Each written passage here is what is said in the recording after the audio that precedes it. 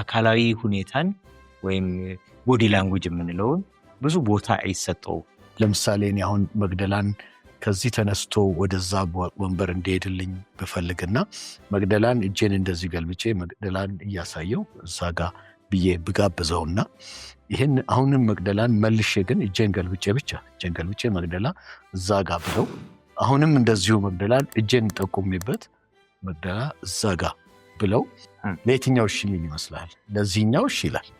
እጄን ውስጥ ከፍቼ መግደላ ስለው እሺ ይላል። የባዲ ላንጉዌጅ የምንለው ሰውነታችን የተናገርናቸው ቃላቶች ይልቅ የተናገርንበት መንገድ የተናገርንበት ቶን ራሱ የምንናገርበት ቶን ብዙ ትኩረት ልንሰጠው ይገባል። የምንፈልገውን ውጤት እንድናገኝ ያስደርገናል። ስለ ጮሆን የምንደመጥ ይመስለናል። ብዙ ጊዜ የተሳሳተ አመለካከት የሚኖረው ረጅምም ስለተናገረን ተጽዕኖ የምንፈጥር ይመስለናል። መደመጥን የሚፈልግ ሰው ትልቁ መጠቀም ያለበት ዘዴ ማድመጥ ነው። ፈረንጆቹ ምን ይላሉ? ዶንት ሪአክት you have to respond እንጂ ሪአክት አታድርግን።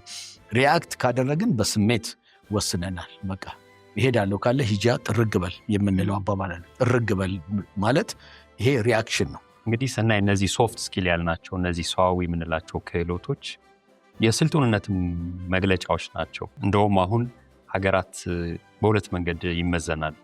አንደኛው ሶፍት ፓወራቸው ነው፣ ሁለተኛው ሃርድ ፓወራቸው ነው። የኒውክሊየርን ደጋግመን ስላነሳ እሱ በመሳሪያ ባላቸው አቅም ይለኩበት ነው። የትኛው ላይ ትኩረት እናደርግ? ከምንም ጊዜ የበለጠ ግሎባላይዜሽን ብዙ ቻሌንጅ ባይመጣብንም ግን ወርልድ ክላስ የሆነ ሎሌጅን አምጥቶ እጃችን ላይ ያስቀምጦልን። ግን ችግሩ ምንድነው? ይሄንን ለምንድነው የምንጠቀምበት ነው። በዓለም ደረጃ ተወዳዳሪ የሚሆኑ ሰዎችን ማብቃት እንችላለን። ግን ምንድነው? they have to self educate በኤቲኬት በስርዓት ታለንትድ የሆነ ሰው በዲሲፕሊን ራሱን ዲሲፕሊን አድርጎ ራሱን ማብቃት ከቻለ ግሎባሊ ኮምፒቲቲቭ ነው።